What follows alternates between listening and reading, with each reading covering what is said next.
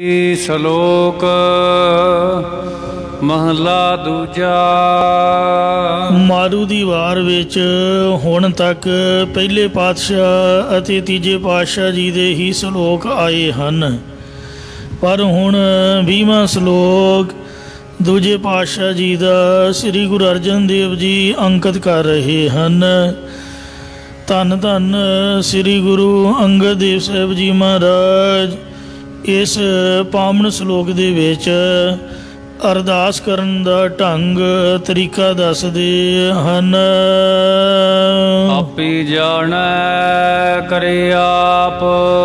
ਇਹ ਭਾਈ ਅਰਦਾਸ ਕਰਨ ਲੱਗਿਆਂ ਐਸਾ ਨਿਸ਼ਚਾ ਚਾਹੀਦਾ ਹੈ ਕਿ ਉਹ ਪ੍ਰਭੂ ਆਪ ਹੀ ਸਭ ਦੇ ਹਿਰਦਿਆਂ ਦੀ ਜਾਣਦਾ ਹੈ, ਕਿਉਂਕਿ ਉਹ ਆਪ ਹੀ ਸਭਨਾਂ ਨੂੰ ਪੈਦਾ ਕਰਦਾ ਹੈ ਤੇ ਆਪ ਹੀ ਜੀਵਾਂ ਦੀ ਕੀਤੀ ਅਰਦਾਸ ਨੂੰ ਆਪੇ ਆਣੈ ਰਾਸ ਅਤੇ ਪ੍ਰੇਮਾ ਭਗਤੀ ਨੂੰ ਸਚਾਈ ਵਿੱਚ ਲਿਆਉਂਦਾ ਹੈ।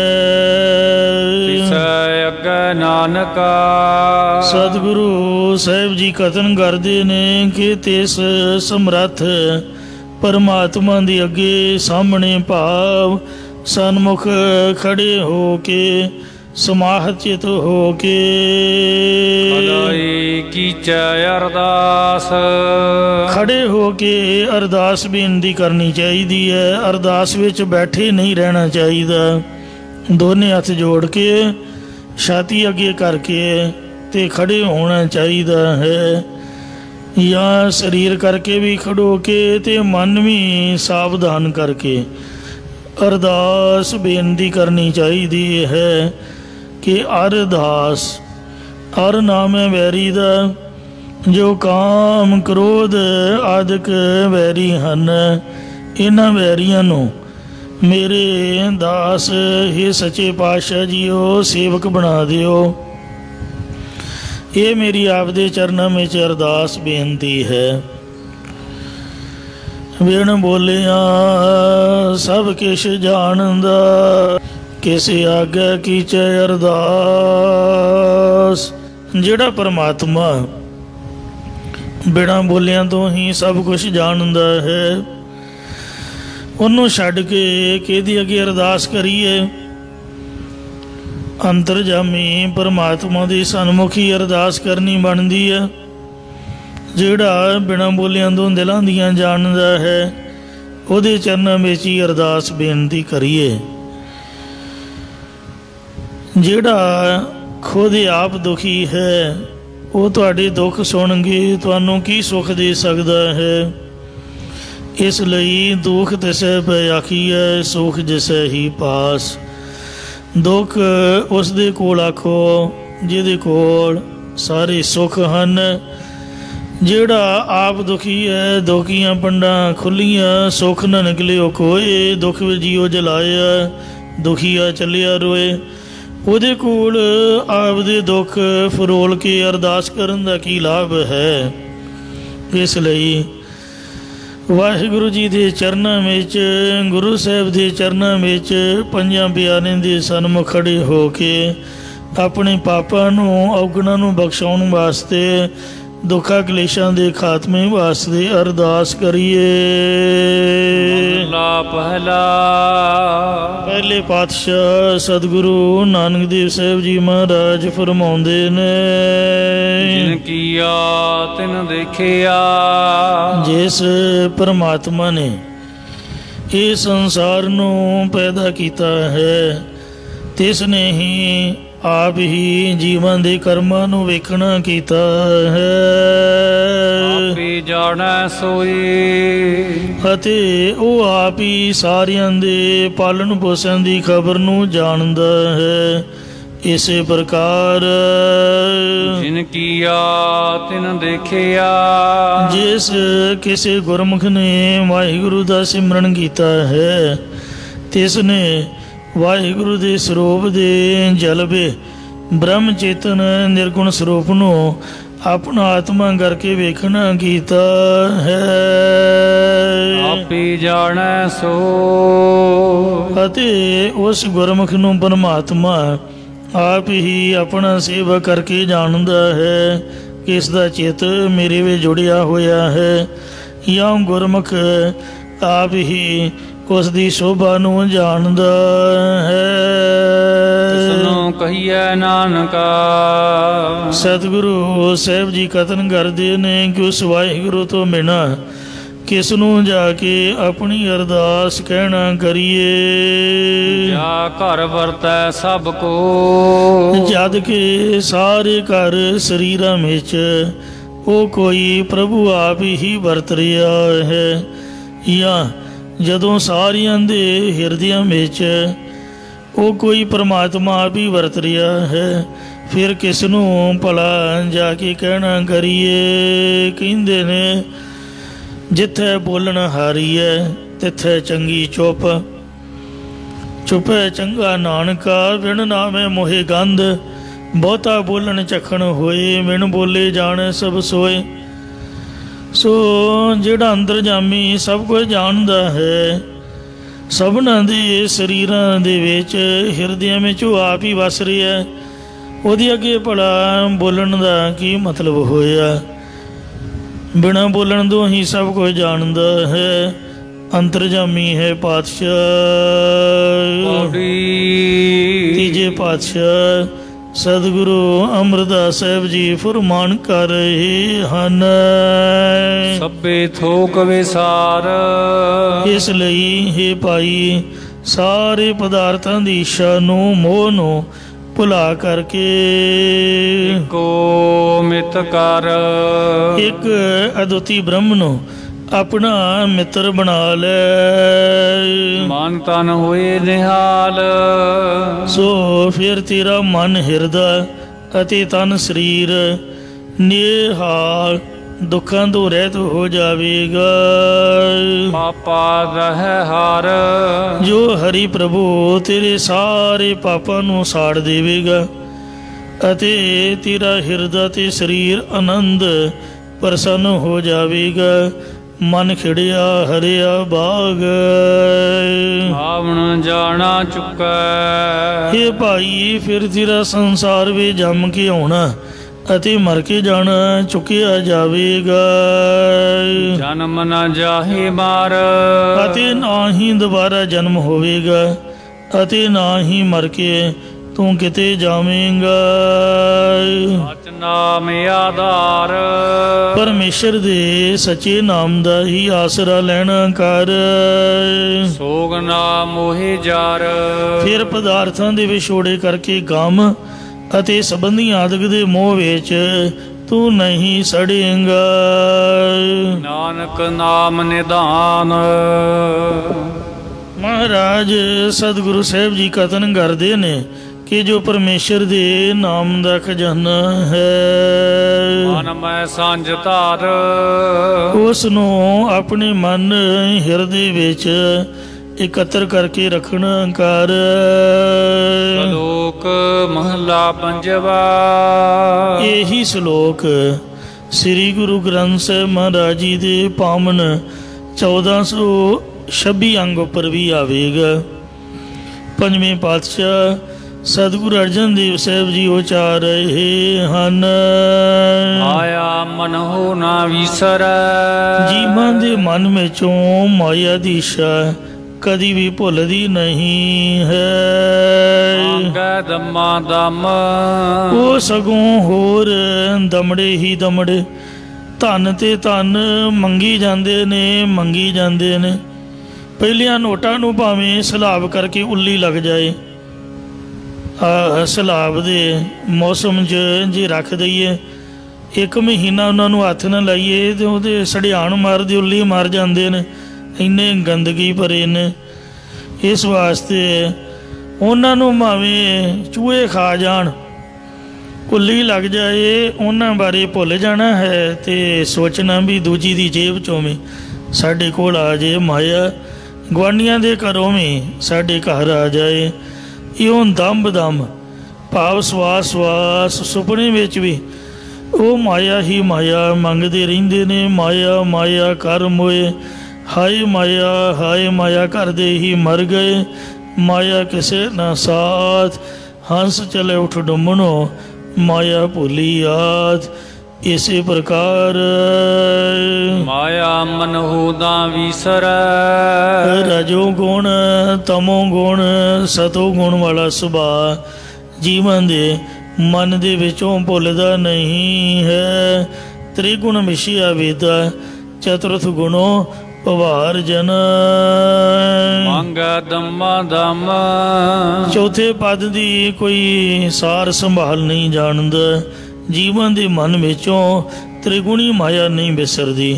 ਇਹ ਜੀਵ ਸਵਾਸ ਸਵਾਸ ਤਿੰਨਾਂ ਗੁਣਾਂ ਵਿੱਚ ਫਸੇ ਹੋਏ ਪਦਾਰਥਾਂ ਨੂੰ ਹੀ ਮੰਗਦੇ ਰਹਿੰਦੇ ਹਨ। ਆ ਵੀ ਮਿਲ ਜਾਏ ਉਹ ਵੀ ਮਿਲ ਜਾਏ, ਸੋ ਪ੍ਰਭ ਚੇਤਨ ਆਵਈ। ਪਰ ਇਹਨਾਂ ਜੀਵਾਂ ਨੂੰ ਉਹ ਤਤਪਦ ਲਖਰਤ ਰੂਪ ਪਰਮਾਤਮਾ ਚੇਤੇ ਵਿੱਚ ਨਹੀਂ ਆਉਂਦਾ। ਨਾਨਕ ਨਹੀਂ ਕਰਮ। ਸਤਿਗੁਰੂ ਸਾਹਿਬ ਜੀ ਕਥਨ ਕਰਦੇ ਨੇ ਕਿ ਇਹਨਾਂ ਜੀਵਾਂ ਦੇ ਸ੍ਰੇਸ਼ਟ ਕਰਮ ਹੀ ਨਹੀਂ ਹਨ। ਸ਼ਾਇਦ ਖਬਰਿਆ ਮਾੜੇ ਕਰਮਾਂ ਦੇ ਮਾਰੇ ਹੋਏ ਨੇ। ਇਹਨਾਂ ਉੱਪਰ ਕਰਮ ਨਾਮੇ ਕਿਰਪਾ ਹੀ ਨਹੀਂ ਹੈ ਗੁਰੂ ਸਾਹਿਬ ਦੀ, ਪਰਮਾਤਮਾ ਦੀ। ਇਹ ਵਾਹਿਗੁਰੂ ਨੂੰ ਭਲਾ ਚੇਤੇ ਕਿਵੇਂ ਕਰ ਸਕਦੇ ਨੇ। ਮਹਲਾ ਪੰਜਵਾ। ਪੰਜਵੇਂ ਪਾਤਸ਼ਾਹ ਧੰਨ ਸਤਿਗੁਰੂ ਅਰਜਨ ਦੇਵ ਸਾਹਿਬ ਜੀ ਫਰਮਾਨ ਕਰਦੇ ਨੇ, ਮਾਇਆ ਸਾਥ ਨਾ ਚੱਲਈ। ਇਹ ਜਿਹੜੀ ਮਾਇਆ ਹੈ ਅੰਤ ਨੂੰ ਪਰਲੋਕ ਦੇ ਵਿੱਚ ਨਾਲ ਨਹੀਂ ਚੱਲਦੀ। ਸਤਿਗੁਰੂ ਨਾਨਕ ਦੇਵ ਜੀ ਨੇ ਆਪ ਦੇ ਪਿਤਾ ਬਾਬਾ ਕਲਿਆਣ ਚੰਦ ਨੂੰ ਸਿੱਖਿਆ ਸਮਝਾਈ। ਬਾਬਾ, ਹੇ ਪਿਤਾ ਜੀ, ਹੇ ਬਾਬਾ ਕਲਿਆਣ ਚੰਦ ਜੀ, ਮਾਇਆ ਸਾਥ ਨਾ ਹੋਏ।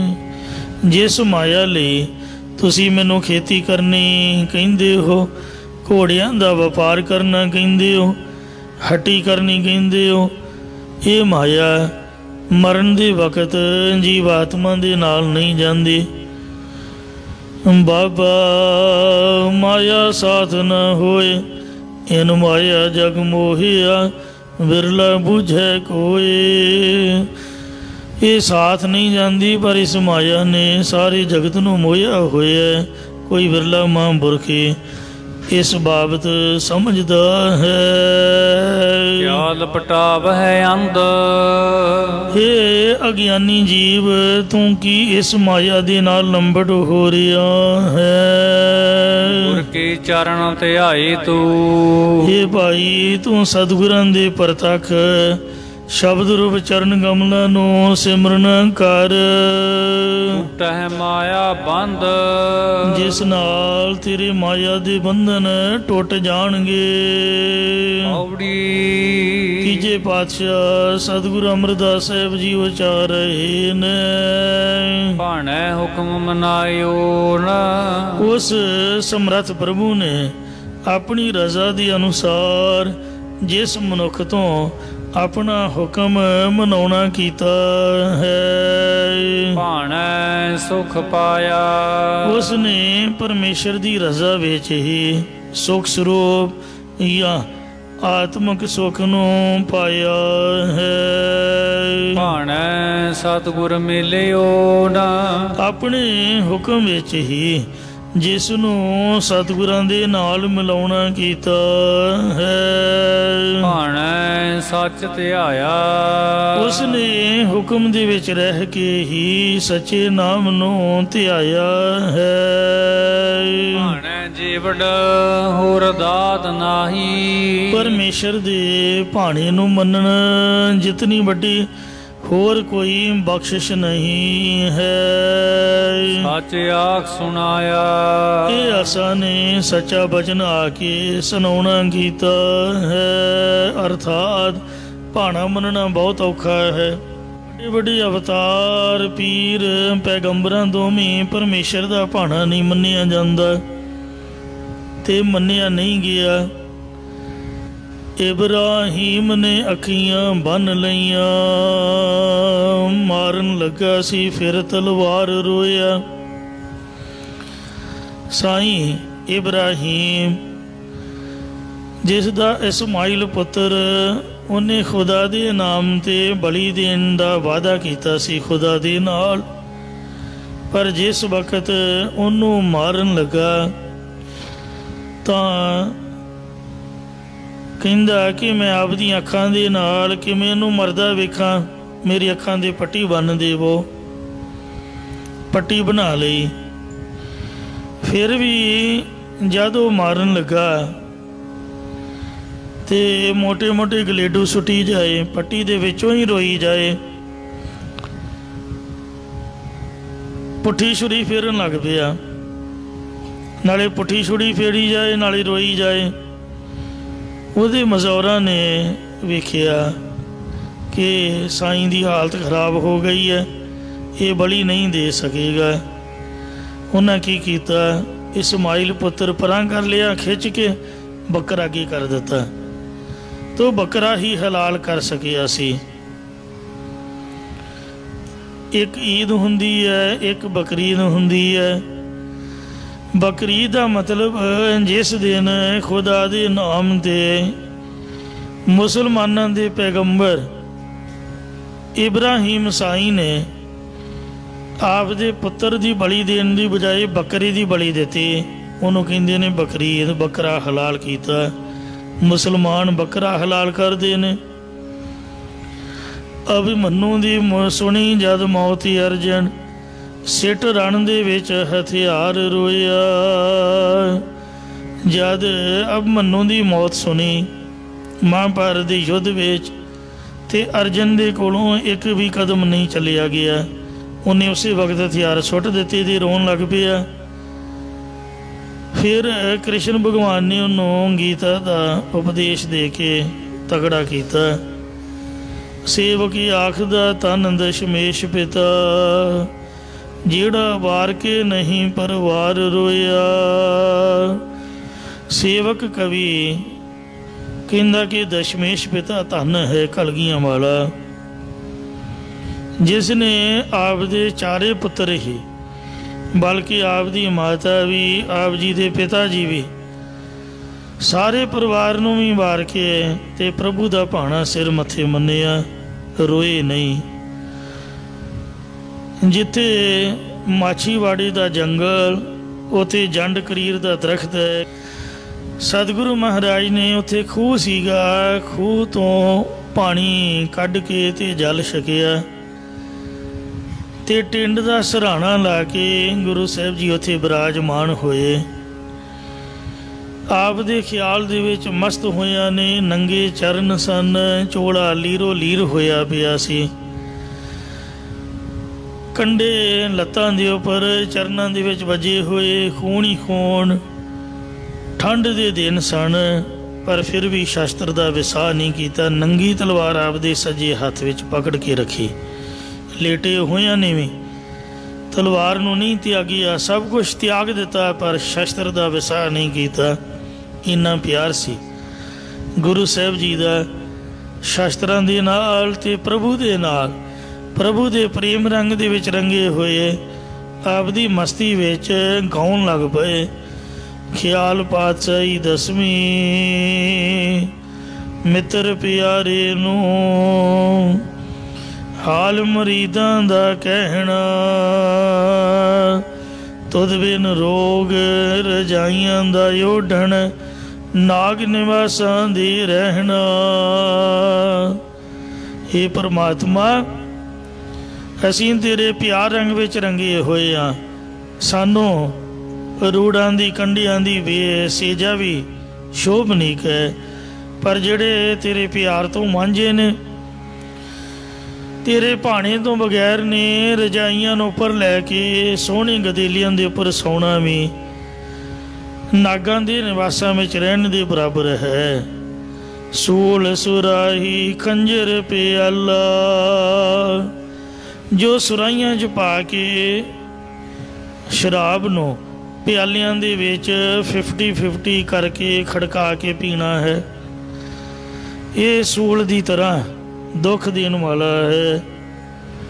ਸੂਲ ਸੁਰਾਹੀ ਖੰਜਰ ਪਿਆਲਾ, ਬਿੰਗ ਕਸਾਈਆਂ ਦਾ ਸਹਿਣਾ। ਬਿੰਗ ਨਾਮ ਹੈ ਸ਼ੁਰੇ ਦਾ, ਕਸਾਈਆਂ ਦੇ ਸ਼ੁਰਾ ਸਹਾਰਨ ਦੀ ਤਰ੍ਹਾਂ ਹੈ। यारड़े दा सानू सत्तर चंगा। यार प्यारे वाहिगुरु दा सानू पंजे सोना चंगा है। यारड़े दा सानू सत्तर चंगा। पट खेड़ियां दे रहना, खेड़ियां नगरां दे विच रहना, पट च पाए अग दी तरह। वो साड़न वाला है, दुख देने वाला है। इसलिए पानी जिड्डी वड्डी होर कोई दात नहीं है। ये तुहानू सच्चा वचन कह के सुनाया है। भाणा मनना बड़ा औखा है। बड़े बड़े अवतार पीर पैगंबरां नूं भी परमेश्वर दा भाणा नहीं मन्निया गया। वो भी सरीरक औख समय दुखी होके रोए ने। ईसा जी नूं जद सलीब ते टंगिया गया तो उन्हें भी सवाल किया सी कि या खुदा मेरा कसूर की है, कसूर तो दस, ये लोग मेरे क्यों मगर पए हुए ने, मैनू क्यों सलीब ते टंग दिता। उन्हें भी आप दा कसूर पुछया सी। पर धन सतगुरु पंजवें पातशाह श्री गुरु अर्जन देव जी महाराज आप तती तवी ते बैठ के गुरसिखां नूं भाणा मनण दी जाच सिखाई। साईं मियाँ मीर वर्गे ब्रह्म ज्ञानी भी गश खा के धरती ते डिग पए। मारे कहते साईं जी की होया? कहते महाराज मैनू आग्या दिओ, मैं इट लाहौर ते सरहंद दी इट ना इट खड़का दियां, आग्या देवो।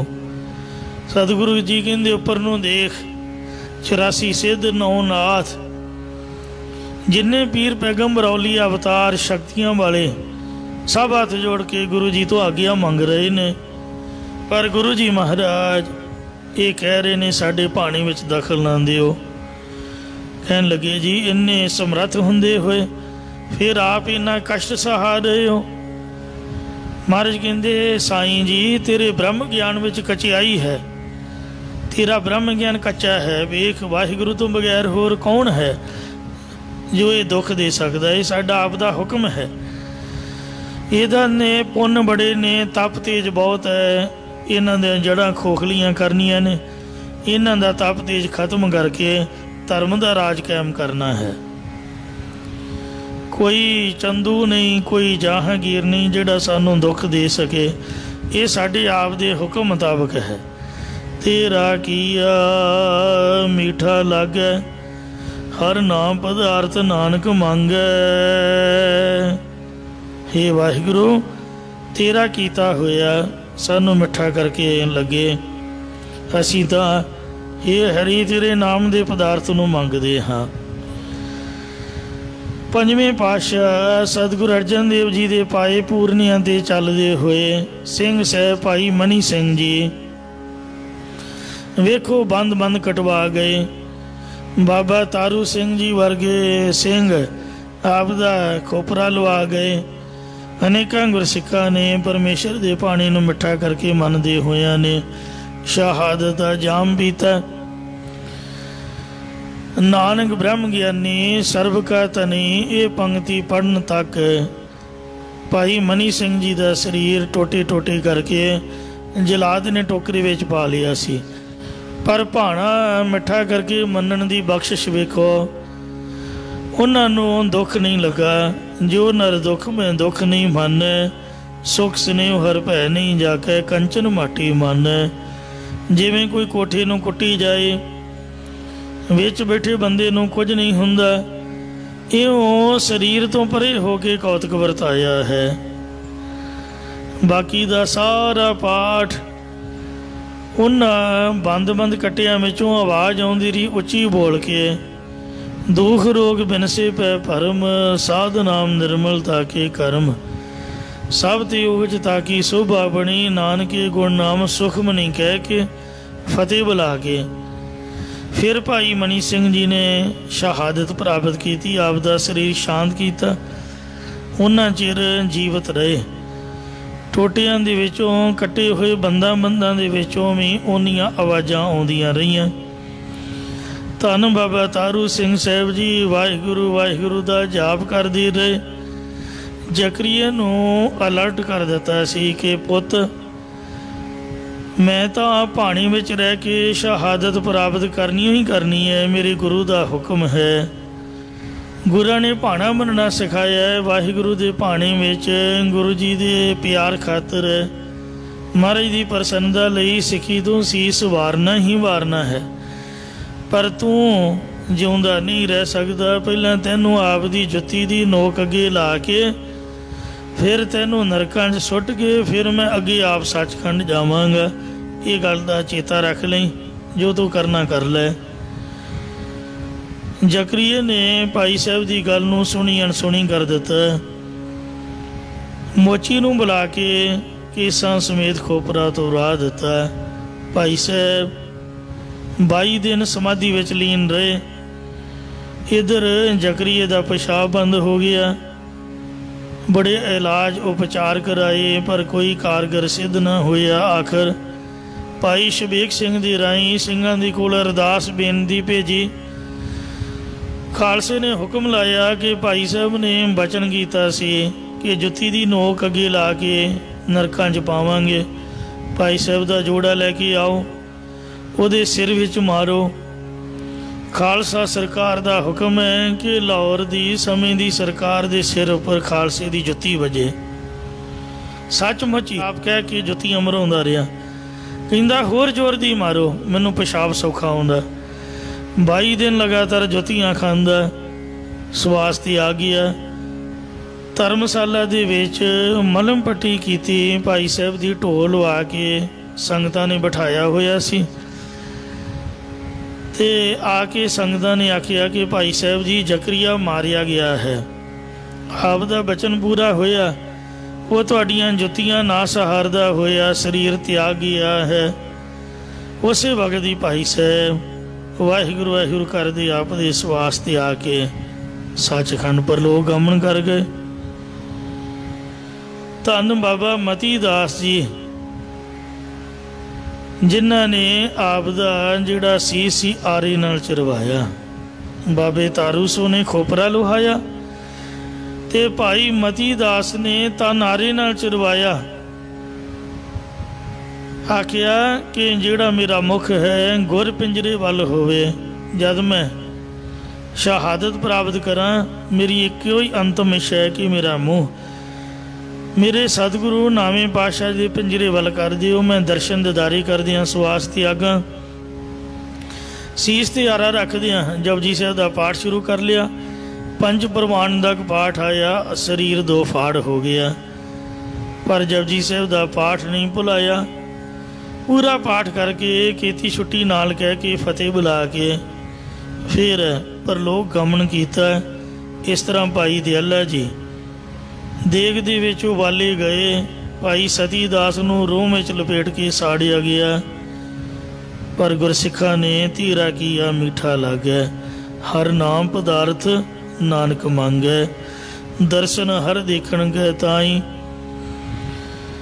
ਤੇ ਤਨ ਮਨ ਕਾਟ ਕਾਟ ਸਭ ਅਰਪੀ ਵਿੱਚ ਅਗਨੀ ਆਪ ਜਲਾਈ। ਦਰਸ਼ਨ ਹਰ ਦੇਖਣ ਗਏ ਤਾਈ, ਕਿਰਪਾ ਕਰੇ ਤਾਂ ਸਤਿਗੁਰ ਮਿਲੈ, ਹਰ ਹਰ ਨਾਮ ਤੇ ਆਈ। ਇਉਂ ਭਾਣੇ ਜੀਵੜ ਹੋਰ ਦਾਤ ਨਾਹੀ, ਸੱਚ ਆਖ ਸੁਣਾਇਆ। ਇਹ ਸੱਚਾ ਬਚਨ ਕਹਿ ਕੇ ਤੁਹਾਨੂੰ ਸਰਵਣ ਕਰਵਾਇਆ ਕਿ ਭਾਣਾ ਮੰਨਣ ਜਿੱਡੀ ਵੱਡੀ ਦੁਨੀਆ ਵਿੱਚ ਹੋਰ ਕੋਈ ਦਾਤ ਨਹੀਂ ਹੈ।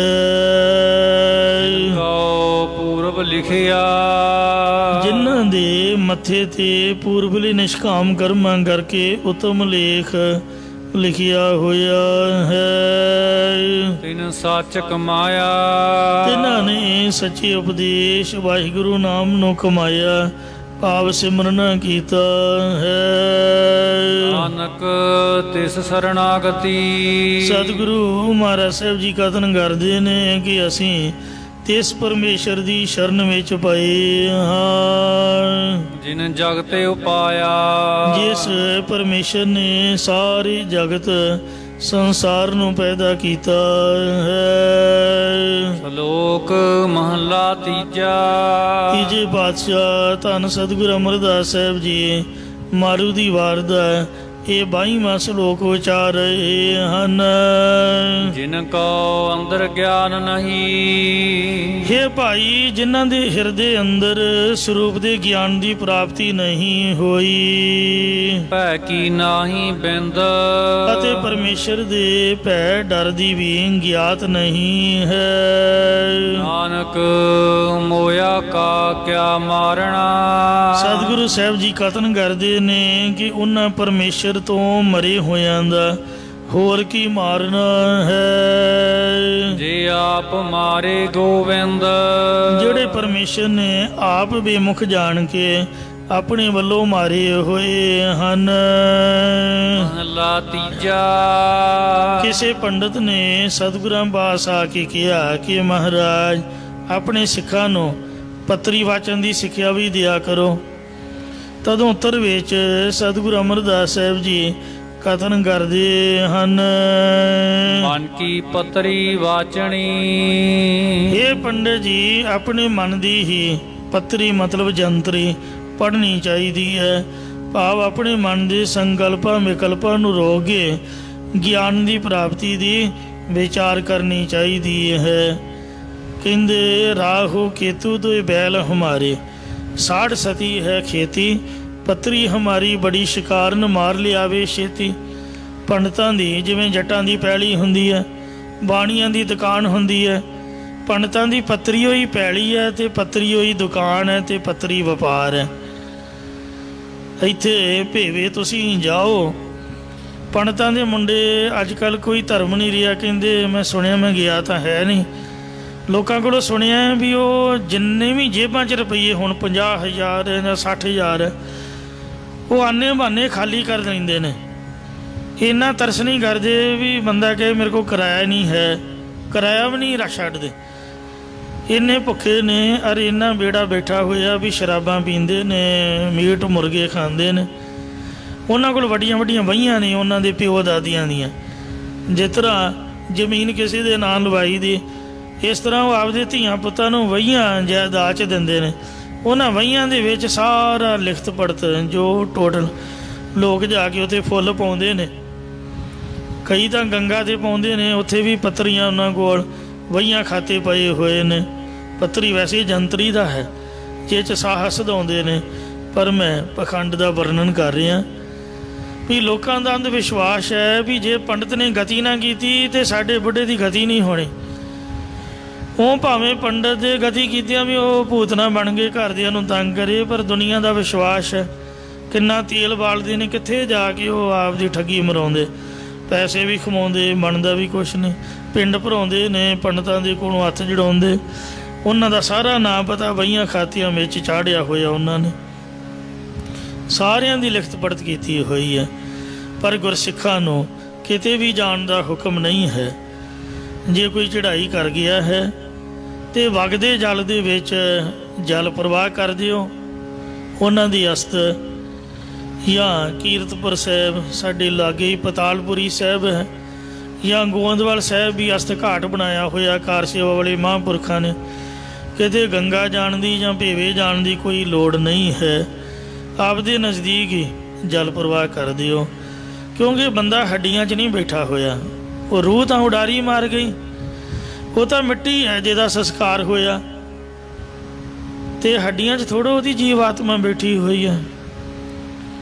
ਇਸ ਵਾਸਤੇ ਇਹ ਜਿਹੜੇ ਬ੍ਰਾਹਮਣ ਲੋਕ ਨੇ, ਤੁਸੀਂ ਮੰਦਰਾਂ 'ਚ ਅਜੇ ਵੀ ਵੇਖ ਲਓ, ਜੋਤਸ਼ੀ ਦੀ ਦੁਕਾਨ ਹੋਏਗੀ। ਲੋਕ ਆਪਦੇ ਧੀ ਪੁੱਤ ਦਾ ਸਾਹਸ ਵਧਾਉਣ ਵਾਸਤੇ ਜਾਂ ਕੋਈ ਪੁੱਛ ਪਾਉਣ ਲਈ 5-5 ਹਜ਼ਾਰ ਰੁਪਈਆ ਫੀਸ ਦੇਣਗੇ, ਅਤੇ ਪਤਾ ਨਹੀਂ ਉਹ ਸੱਚ ਹੈ ਕਿ ਜਾਂ ਝੂਠ ਹੈ। ਜੇ ਪੰਡਤਾਂ ਨੂੰ ਆਪ ਪਤਾ ਹੋਵੇ ਤਾਂ ਉਹਨਾਂ ਦੇ ਘਰ ਦੱਸੋ ਕੋਈ ਪ੍ਰੋਬਲਮ ਨਹੀਂ ਆਉਂਦੀ। ਸਾਰਿਆਂ ਦੇ ਘਰਾਂ ਵਿੱਚ ਪ੍ਰੋਬਲਮ ਆਉਂਦੀ ਹੈ। ਸਾਰੇ ਬਿਮਾਰ ਸ਼ੁਮਾਰ ਹੁੰਦੇ ਨੇ, ਬਿਪਤਾ ਦੁੱਖ ਕਲੇਸ਼ ਸਭ ਉਹਨਾਂ ਨੂੰ ਆ ਕੇ ਘੇਰਦਾ ਹੈ। ਇਸ ਲਈ ਸੁੱਖ ਦੁੱਖ ਦੋਏ ਦਰ ਕੱਪੜੇ ਪਹਿਰੇ ਜਾਏ ਬਨੁੱਖ, ਇਹ ਅੰਧ ਵਿਸ਼ਵਾਸ ਹੈ। ਕਈ ਗੁਰੂ ਦੇ ਪਿਆਰੇ ਸਿੱਖ ਵੀ 100 ਸਾਖੀ ਬਾਰੇ ਪੁੱਛਦੇ ਨੇ। ਮੇਰੇ ਕੋਲ ਤਾਂ ਜਿਹੜਾ 100 ਸਾਖੀ ਦਾ ਨਾਂ ਲਈ, ਮੈਂ ਤਾਂ ਹੱਥ ਜੋੜ ਕੇ ਕਹਿੰਦਾ ਵੀ ਪਰੇ ਹੋ ਜਾ, ਵੀ ਮੈਂ ਤਾਂ ਨਹੀਂ ਕਿਸੇ ਨੂੰ ਮੰਨਦਾ। ਕੋਈ 100 ਸੂ ਸਾਖੀ ਨਹੀਂ। ਠੀਕ ਹੈ, ਮਹਾਰਾਜ ਨੇ ਬਚਨ ਕੀਤੇ ਹੋਣਗੇ, पर इतिहास वो भी साडे कोल सही नहीं है। गुरु ग्रंथ साहिब की बाणी भी रब का शुक्र है भी ये गुरु अर्जन साहिब ने आपदे हुंदियां जिलत बन दिती तां सही सलामत उस तरह साडे कोल पहुंची है। नहीं तो साडा देश गुलाम रहा होने करके गोरियां ने कालियां ने आ 84 च की होया, सारा लिटरेचर चुक के फौज लै गई, ट्रंकां दे ट्रंक, कोई छड्डिया नहीं। महाराज दे मगर पए रहे जिन्ने मुसलमानों जिहड़ा विद्याधर ग्रंथ सीगा पता नहीं 18 मन पक्के दा वो सरसा दी भेटा हो गया। श्री गुरु ग्रंथ साहिब जी का पावन स्वरूप जिन्हों दमदमा साहिब गुरता गद्दी मिली है वो स्वरूप भी पता नहीं भी कित्थे है। कोई कहंदे गैहला नगर विच है, कोई किते मनदा है। इसलिए असली कुछ नहीं बचिया सवाए महाराज की धुर की बाणी तो।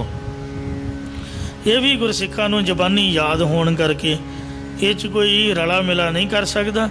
दुनिया जोर बथेरा लाउंदी है, कईयां ने रागमाला तो बगैर ही स्वरूप लिख दिता। वो जिहड़ा दमदमा साहिब वाला स्वरूप मन्नी दा गैहला पिंड ਉਹਦਾ भी रागमाला वाला पत्रा पाड़िया होया, जापदा है भी पाटा होया, विचों पत्रा निकलिया होया है। कोई पत्रा पाड़िया होवे विचों जापदा, जिल्द विचों पत्रा पाटिया होया। इन्ने लोग हीर खालू ने उन्हें साडा इतिहास सही नहीं रहन दिता। भाई बाले वाली जन्म साखी भी असली ब्यास दरिया च रोड़ दिती ते नकली वो च पता नहीं कई कुछ लिख दिता। ताइयों दे मिशनरी वाले निंदिया करते हैं भी इतिहास की कथा नहीं होनी चाहिए, पर गुरबाणी के मुताबिक जो सही है वो सही है। 100 साखी विच भी बिल्कुल सही नहीं है, कोई एक अद्धी गल सही होवेगी। तो इसलिए गुरुद्वारे के अंदर कोई ज्योतिष नहीं मन्नी दा, कोई भविखत बाणी नहीं मन्नी दी। जो कुछ होना रब के हुक्म च होना ही होना। साडे लिए कोई अलोकार थोड़ो आ, जंग लगू तो लग जाए, दुनिया के नाल ही मरना तो मर जावांगे। जे रब ने जिउंदे रखना दे जिन्ना चिर ठीक है। तो एवें ही आपदी झूठी दुकान चलाई जानी, लोगों को डरा धमका के मगर लाई जाना, ये गलत गल है। निहंग सिंह जिहड़ा कलकी अवतार है ਉਹਦੇ बारे ही गाई जाते ने, कलकी अवतार कहावेंगे। वो कोई रब का गुरु गोबिंद सिंह का अवतार थोड़ो आ, वो तो विष्णु का 24वां अवतार होना है। साडा ਉਹਦੇ ਨਾਲ की मतलब, गुरुद्वारे का कोई मतलब नहीं। वो भी हंकारी होके मारिया जाएगा। इसलिए गुरु घर दे विच महाराज ने आख्या हुक्म अंदर सब को बाहर हुक्म ना कोई, नानक हुक्म जे बुझे तो होमे कहे ना कोई। तेरा किया मीठा लागे भाणे का रस जिन आया, भाणे नूं मनण दा महाराज दा हुक्म है। गुरमुख तेरा भाणा भावे।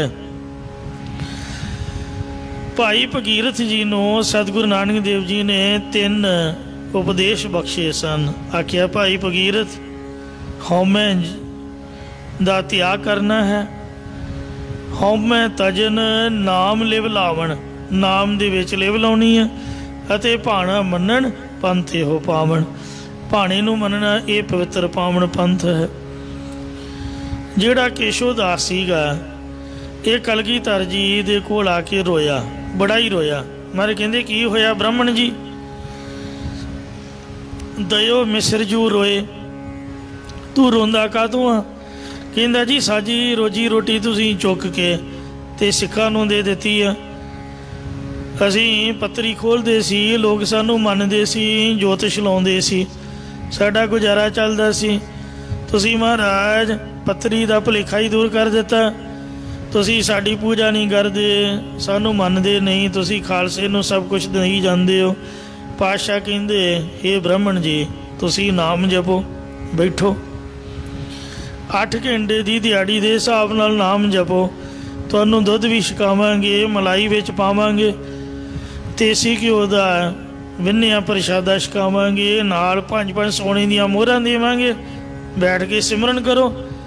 असी खालसे नूं बाणी पढ़दा सिमरन करदा तां दिंदे आ, तुहानूं दुशाले भी भेटा करांगे। एक दिन उन्हां भाई मलियागर सिंह दे पैरे विच मसा 8 घंटे पूरे कीते। मुड़ के हथ जोड़ के माफ़ी मंग गए।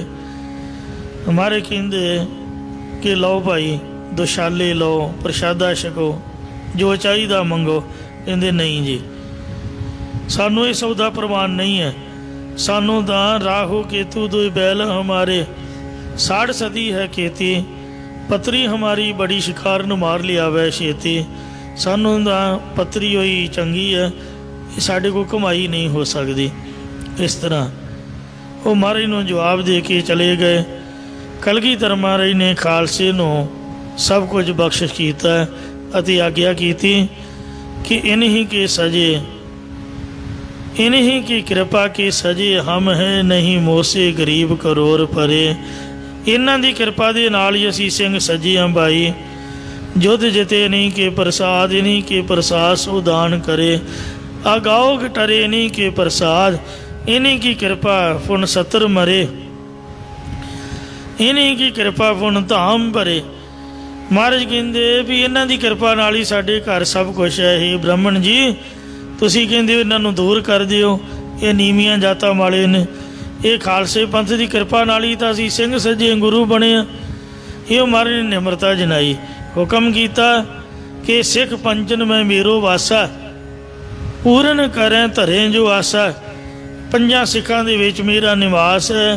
जो भी आसा करेगा इन्हां नूं प्रशादा छका के अरदास करावे, उहदी आसा मैं पूरी करूँगा। इउं गुरु घर दे विच पतरी खिलाउणी, जोत छलवाउणा, किसी धी पुत दे विआह ते साहा सदाउणा बिल्कुल मना है। साहा गण है ना करे विचार, साहे उपर एक अंकार। साहे चिट्ठी उपर एको अंकार लिख के आपदी मर्जी दे नाल दोवां धिरां दी सलाह दे नाल दिन मिथ के ते आपदे धी पुत दे आनंद कारजां दा कारज गुरु ग्रंथ साहिब दी हाज़ुरी च कर लेना चाहिए। इउं पातशाह जी ने कोई पंडित पैसे मंग रहा सी किसी गरीब की धी दे विआह दे, ते वो बेचारा रो के मिन्नतां करे कि ब्राह्मण जी मेरे कोल तां 100 की रुपया है, जे मैं तुहानूं इहदे चों 25 रुपये दे दिते तो बाकी मैं विआह का कारज किवें करांगा जी। तुसीं थोड़े पैसे लै लो जां फ्री विच मेरी धी दे हत्थ पीले कर दिओ, फेरे करा दिओ। कहन लगा नहीं यदि इन्नी भेटा लैनी ही लैनी है। तो सतगुरु नानक देव महाराज ने उस गरीब की धी दे मूल मंत्र पढ़ के फेरे करवाए। आख्या पंडित जी, साई पुत्री जजमान की सा तेरी, जिस तरह की जजमान की धी है उस तरह की तेरी धी है। धियां भैणां साझियां हुंदियां ने, ते तू आपदी धी दे पैसे लै सकदा है। ये धी बेचारी गरीब घर दी है, तू इसके पैसे मंग रहा आनंद कारजां दे। साई पुत्री जजमान की सा तेरी, एत धान खाद्या तेरा जन्म गया। धियां दे घर दा खाण नूं मनुखा जन्म व्यर्थ जांदा है। धी भैन का पैसा खाए, गोबिंद सिंह जम धक्के खाए। इसलिए हे पंडित जी, तू आपदी मन की पतरी जंतरी तू वाची नहीं है, ते दूजियां दे टीवे ला ला तू दस रहा तेरी उम्र थोड़ी है, तेरे घर में आ विपता आने वाली है। तू इस तरह का उपाय कर तां तेरा कारज रास होवेगा। मन की पतरी वाचनी, तू आपदे मन की ही जंतरी तेनों पढ़नी चाहिए है। सुखी हो सुख सार, भाव अपने मन के संकल्पां विकल्पां नूं रोक के ज्ञान की प्राप्ति की विचार करनी चाहिए है। मन के अंदर ब्रह्म दया रूपी पतरी वाचना कर। जिसने वाचना की है वो निश्चय करके सारू ब्रह्म के सुख नूं पा के सुखी हो गया है, या फिर तेनों सुखों विचों श्रेष्ठ आत्मक सुख प्राप्त होवेगा। ओ ब्राह्मण भला आखिया, हे पंडित जी ओही ब्राह्मण श्रेष्ठ चंगा आखीदा है। बूझे ब्रह्म विचार, जेड़ा ब्रह्म आत्मा दी विचार नूं गुरां द्वारा पुछदा है। हर साला है हर पढ़ै, हरि दे नाम दी पढ़ाई नूं पढ़दा है अते हरि नूं ही सलाहुंदा है। गुर कै शब्द विचार, अते गुरां दे उपदेश दी विचार करदा है। ओही ब्राह्मण उत्तम है। आया ओह परवान है, इउं ਉਹੀ ਮਨੁੱਖ ਸੰਸਾਰ ਵਿੱਚ ਆਇਆ ਹੋਇਆ ਸਫਲ ਹੈ। ਜੇ ਕੁਲ ਕਾ ਕਰੇ ਉਧਾਰ, ਜਿਹੜਾ ਆਪਣੀਆਂ ਕੁਲਾਂ ਦਾ ਵੀ ਪਾਰ ਉਤਾਰਾ ਕਰ ਲੈਂਦਾ ਹੈ, ਜੋ ਦੇਵੀ ਸੰਪਦਾ ਰੂਪੀ ਕੁਲ ਦਾ ਆਸੁਰੀ ਸੰਪਦਾ ਤੋਂ ਉਧਾਰ ਕਰਦਾ ਹੈ, ਉਹੀ ਮਨੁੱਖ ਜਾਮੇ ਵਿੱਚ ਆਇਆ ਜੀਵ ਸਫਲਾ ਹੈ। ਸਫਲ ਸਫਲ ਭਾਈ ਸਫਲ ਯਾਤਰਾ ਆਵਣ ਜਾਣ ਰਹੇ ਮਿਲੇ ਸਾਧ। ਅੱਗੇ ਜਾਤ ਨਾ ਪੁੱਛੀਐ, ਇਹ ਪੰਡਤ ਜੀ ਪਰਲੋਕ ਦੇ ਵਿੱਚ ਉੱਚੀ ਨੀਵੀਂ ਜਾਤੀ ਨਹੀਂ ਪੁੱਛੀ ਜਾਂਦੀ। ਕਰਨੀ ਸ਼ਬਦ ਹੈ ਸਾਰ, ਉੱਥੇ ਤਾਂ ਜੋ ਗੁਰਾਂ ਦੇ ਉਪਦੇਸ਼ ਦੁਆਰਾ ਭਗਤੀ ਦੀ ਕਮਾਈ ਕੀਤੀ ਜਾਂਦੀ ਹੈ, ਇਹੀ ਸ੍ਰੇਸ਼ਟ ਕਹੀ ਜਾਂਦੀ ਹੈ। ਜਾਂ ਗੁਰਾਂ ਦੇ ਸ਼ਬਦ ਦੀ ਕਮਾਈ ਹੀ ਸਾਰੂ ਬ੍ਰਹਮ ਦੀ ਪ੍ਰਾਪਤੀ ਕਰਾਉਣ ਵਾਲੀ ਹੈ। ਹੋਰ ਕੂੜ ਪੜਨਾ ਕੂੜ ਕਮਾਵਣਾ, ਗੁਰਾਂ ਦੇ ਸ਼ਬਦ ਦੀ ਕਮਾਈ ਤੋਂ ਬਿਨਾਂ ਹੋਰ ਦਵੈਤ ਦੀ ਪੜ੍ਹਾਈ ਦਾ ਪੜ੍ਹਨਾ ਵੀ ਝੂਠ ਹੈ ਤੇ ਕਰਮਾਂ ਦਾ ਕਮਾਉਣਾ ਵੀ ਝੂਠ ਹੈ। ਲਿਖਿਆ ਨਾਲ ਪਿਆਰ, ਕਿਉਂਕਿ ਇਸ ਨਾਲ ਜ਼ਹਿਰੂ ਮਾਇਆ ਨਾਲ ਹੀ ਪਿਆਰ ਸਨੇਹ ਵੱਧਦਾ ਹੈ। ਅੰਦਰ ਸੁਖ ਨਾ ਹੋਵਈ, ਹੋਰ ਪੜ੍ਹਾਈਆਂ ਦੁਆਰਾ ਪਰਮੇਸ਼ਰ ਦੀ ਪ੍ਰਾਪਤੀ ਤੋਂ ਬਿਨਾਂ ਹਿਰਦੇ ਅੰਦਰ ਆਤਮਿਕ ਸੁਖ ਆ ਕੇ ਪ੍ਰਾਪਤ ਨਹੀਂ ਹੁੰਦਾ। ਮਨ ਮੁਖ ਜਨਮ ਖੁਆਰ, ਇਸ ਕਰਕੇ ਮਨਮੁਖ ਪੁਰਖਾਂ ਦਾ ਜਨਮ ਖਰਾਬ ਹੋ ਜਾਂਦਾ ਹੈ। ਨਾਨਕ ਨਾਮ ਰਤੇ ਸੇ ਉਬਰੇ, ਸਤਿਗੁਰੂ ਮਹਾਰਾਜ ਕਥਨ ਕਰਦੇ ਨੇ ਕਿ ਜੋ ਪਾਤਸ਼ਾਹ ਜੀ ਫਰਮਾਉਂਦੇ ਨੇ, ਗੁਰ ਕਾ ਹੇਤ ਅਪਾਰ, ਗੁਰਾਂ ਦੇ ਚਰਨਾਂ ਨਾਲ ਬੇਅੰਤ ਪ੍ਰੇਮ ਕਰਕੇ ਨਾਮ ਦੇ ਵਿੱਚ ਰੰਗੇ ਹੋਏ ਨੇ, ਉਹੀ ਮਨੁੱਖ ਮਾਇਆ ਤੋਂ ਬਚੇ ਨੇ।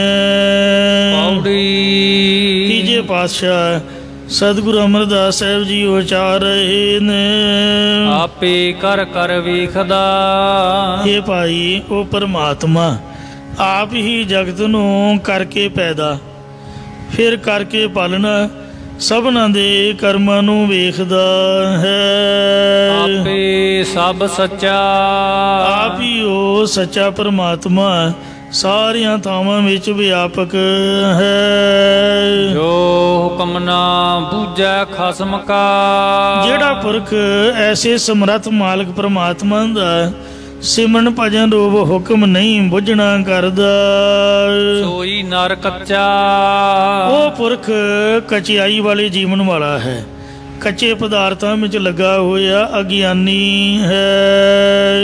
ਜਿਤ ਭਾਵੈ ਤਿਤ ਲਾਇਦਾ, ਗੁਰਮੁਖਾਂ ਨੇ ਐਸਾ ਨਿਸ਼ਚੈ ਕੀਤਾ ਹੈ ਗੁਰਮੁਖ ਹਰ ਸੱਚਾ, ਕਿ ਸੱਚੇ ਹਰੀ ਪਰਮੇਸ਼ਰ ਨੂੰ ਜਿਸ ਪਾਸੇ ਜੀਵਾਂ ਤਾਈਂ ਲਾਉਣਾ ਪਾਉਂਦਾ ਹੈ ਉਸੇ ਪਾਸੇ ਲਾਉਣਾ ਕਰਦਾ ਹੈ। ਜਿਤ ਜਿਤ ਲਾਵੋ ਤਿਤ ਤਿਤ ਲਗਨਾ, ਨਾ ਕਾ ਸਾਹਿਬ ਏਕ ਹੈ, ਸਾਰੇ ਜੀਵਾਂ ਦਾ ਜਿਹੜਾ ਮਾਲਕ ਇੱਕ ਪਰਮੇਸ਼ਰ ਹੀ ਹੈ। ਗੁਰ ਸ਼ਬਦੀ ਰਚਾ, ਇਹ ਨਿਸ਼ਚਾ ਉਸ ਸਮੇਂ ਹੁੰਦਾ ਹੈ ਜਦ ਕਿਸੇ ਦਾ ਮਨ ਗੁਰਾਂ ਦੇ ਉਪਦੇਸ਼ ਵਿੱਚ ਰਚ ਜਾਂਦਾ ਹੈ। ਗੁਰਮੁਖ ਸਦਾ ਸਲਾਹੀਐ, ਇਸ ਲਈ ਗੁਰਮੁਖ ਬਣੋ ਭਾਈ, ਮੁਖੀ ਗੁਰਾਂ ਦੁਆਰਾ ਉਸ ਪ੍ਰਭੂ ਨੂੰ ਸਦਾ ਹਮੇਸ਼ਾ ਹੀ ਸਲਾਹੁਣਾ ਕਰੀਏ। ਸਭ ਤਿਸ ਦੇ ਜੱਚਾ, ਸਾਰੇ ਜੀਵ ਤਿਸ ਪ੍ਰਭੂ ਦੇ ਹੀ ਜੱਚਾ ਤੇ ਬੱਚਾ। ਸੋ ਜਿਵੇਂ ਮਾਂ ਦੇ ਪੁੱਤ ਹੁੰਦੇ ਨੇ, ਧੀਆਂ ਹੁੰਦੀਆਂ ਨੇ, ਇਉਂ ਤੋ ਮਾਤ ਪਿਤਾ ਮੁਬਾਰਕ ਤੇਰੇ, ਤੁਮਰੀ ਕਿਰਪਾ ਮੈਂ ਸੋਖ ਨੇਰੇ। ਵਾਹਿਗੁਰੂ ਹੀ ਸਾਡੀ ਮਾਂ ਹੈ, ਵਾਹਿਗੁਰੂ ਹੀ ਸਾਡਾ ਪਿਓ ਹੈ, ਸਾਰੇ ਉਹਦੇ ਹੀ ਬੱਚੇ ਹਨ। ਜੱਚਾ ਨਾਮ ਹੈ ਜਾਚਕ ਦਾ, ਸਾਰੇ ਉਹਦੇ ਦੁਆਰੇ ਤੇ ਮੰਗਤੇ ਨੇ। ਇੱਕ ਦਾਤਾ ਸਭ ਜਗਤ ਭਿਖਾਰੀ ਆ, ਹਰ ਜਾਚੈ ਸਭ ਮੰਗਣਾ। ਸਾਰੇ ਉਹਦੇ ਹੀ ਜੱਚਾ ਚੋਜ ਕੀਤੇ ਨੇ, ਕੌਤਕ ਵੀ ਉਹਦੇ ਹੀ ਨੇ। ਸਾਰੇ ਜੀਵ ਉਸ ਦੇ ਜੱਚਾ ਜਾਚੇ ਪਹਿਚਾਣੇ ਹੋਏ ਹਨ। ਜੋ ਨਾਨਕ ਆਪਨ ਚਾਹੀਦਾ, ਸਤਿਗੁਰੂ ਅਮਰਦਾਸ ਸਾਹਿਬ ਜੀ ਮਹਾਰਾਜ ਫਰਮਾਉਂਦੇ ਨੇ ਕਿ ਜਿਵੇਂ ਉਹ ਪਰਮੇਸ਼ਰ ਜੀਵਾਂ ਦੀ ਵਾਸ਼ਨਾ ਅਨੁਸਾਰ ਆਪ ਨਚਾਉਣਾ ਕਰਦਾ ਹੈ। ਵਹੀ ਕੋ ਨਚਾ, ਤਿਵੇਂ ਹੀ ਹਰ ਕੋਈ ਜੀਵ ਤਿੰਨਾਂ ਗੁਣਾਂ ਦੇ ਸੁਭਾਵਾਂ ਵਿੱਚ ਨੱਚ ਰਿਹਾ ਹੈ, ਸੁਧ ਮਤਲਬ ਕਿਰਿਆ ਕਰ ਰਿਹਾ ਹੈ। ਇਹ ਬਾਣੀ ਸ਼ੁੱਧ ਕਰਕੇ ਲਿਖੀ ਹੋਈ ਹੈ। ਪੰਜਵੇਂ ਪਾਤਸ਼ਾਹ ਸ੍ਰੀ ਗੁਰੂ ਅਰਜਨ ਦੇਵ ਸਾਹਿਬ ਜੀ ਦਾ ਹੁਕਮ ਹੈ ਕਿ ਕੋਈ ਵੀ ਮਨੁੱਖ ਇਸ ਬਾਣੀ ਉੱਪਰ ਆਪਣੀ ਕਲਮ ਨਾ ਚੁੱਕੇ ਕਿ ਇਹਦੇ ਵਿੱਚ ਆਹ ਗਲਤੀ ਹੈ, ਇਹਦੇ ਵਿੱਚ ਉਹ ਗਲਤੀ ਹੈ। ਬਿਲਕੁਲ ਸ਼ੁੱਧ ਕਰਕੇ ਲਿਖੀ ਹੋਈ ਹੈ।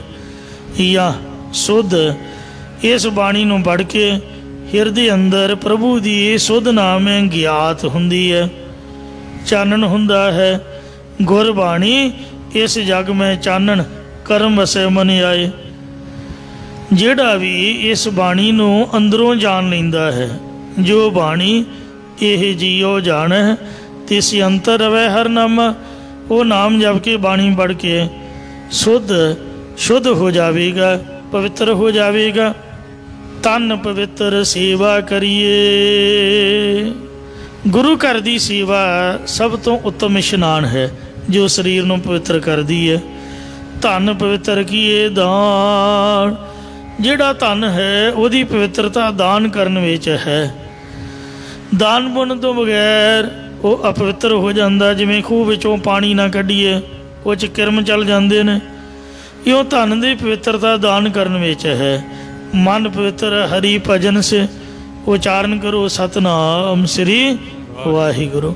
ਮਨ ਦੀ ਪਵਿੱਤਰਤਾ ਸਾਧ ਸੰਗਤ ਵਿੱਚ ਬੈਠ ਕੇ ਕਥਾ ਕੀਰਤਨ ਸੁਣਦਿਆਂ ਵਾਹਿਗੁਰੂ ਵਾਹਿਗੁਰੂ ਕਰਨ ਤੋਂ ਹੁੰਦੀ ਹੈ। ਮਨ ਦਾ ਇਸ਼ਨਾਨ ਇਸ ਤਰ੍ਹਾਂ ਹੈ। ਤ੍ਰਿਵਿਧ ਹੋਤ ਕਲਿਆਣ, ਇਹ ਤਿੰਨ ਤਰੀਕੇ ਨੇ ਕਲਿਆਣ ਦੇ। ਸੋ ਜਿਹੜਾ ਇਸ ਬਾਣੀ ਨੂੰ ਦਿਲੋਂ ਜਾਣ ਲੈਂਦਾ, ਬਾਣੀ ਵਿੱਚ ਸੰਗਤ ਵਿੱਚ ਡੁਬਕੀਆਂ ਲਗਾਉਂਦਾ, ਇਸ਼ਨਾਨ ਕਰਦਾ, ਉਹਦਾ ਹਿਰਦਾ ਸ਼ੁੱਧ ਹੋ ਜਾਵੇਗਾ, ਸ਼ੁੱਧ ਹੋ ਜਾਂਦਾ। ਜਦੋਂ ਹਿਰਦਾ ਸ਼ੁੱਧ ਹੋ ਗਿਆ ਤਾਂ ਸ਼ੁੱਧ ਸਰੂਪ ਬ੍ਰਹਮ ਦੀ ਪ੍ਰਾਪਤੀ ਹੋ ਜਾਵੇਗੀ। ਇੱਥੇ ਮਾਰੂ ਦੀ ਪਹਿਲੀ ਵਾਰ, ਜਿਸ ਦੀਆਂ 22 ਪੌੜੀਆਂ ਅਤੇ 22 ਸ਼ਲੋਕ ਮਹੱਲੇ ਵੱਧ ਵੀ ਹਨ, ਇਹ ਵਾਰ ਤੀਜੇ ਪਾਤਸ਼ਾਹ ਸਤਿਗੁਰੂ ਅਮਰਦਾਸ ਸਾਹਿਬ ਜੀ ਦੀ ਸੰਪੂਰਨ ਹੋਈ ਹੈ ਜੀ। ਦਾਸਾ ਬਸੋਂ ਵਿਚਾਰ ਕਰਦਿਆਂ ਅਨੇਕਾਂ ਪ੍ਰਕਾਰ ਦੀਆਂ ਹੋਈਆਂ ਭੁੱਲਾਂ ਚੁੱਕਾਂ ਖਿਮਾ ਕਰਨੀਆਂ ਜੀ। ਅੱਗੇ ਤੋਂ ਸਮਤ ਬਖਸ਼ਣੀ। ਗੁਰਮੁਖ ਸਦਾ ਸਲਾਹੀਐ, ਸਭ ਤਿਸ ਦੇ ਜਚਾ। ਜੋ ਨਾਨਕ ਆਪ ਨਚਾਏਦਾ, ਤਿਵਹੀ ਕੋ ਨਚਾ ਸੁਧ। ਵਾਹਿਗੁਰੂ ਜੀ ਕਾ ਖਾਲਸਾ।